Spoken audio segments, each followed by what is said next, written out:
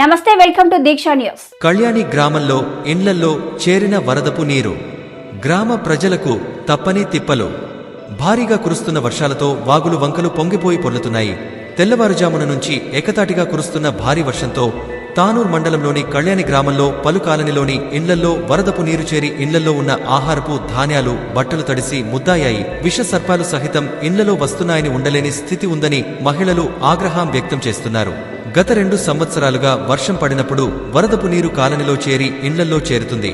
వ్యవసాయ పొలాల నుండి పెద్ద మొత్తంలో వరదపు నీరు కాలనీలో చేరి ఇంట్లో ఉండలేని పరిస్థితి ఏర్పడుతుంది.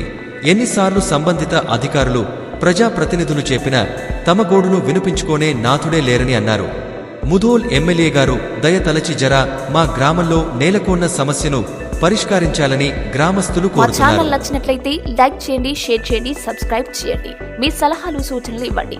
సదా మీ సేవలో దీక్ష న్యూస్.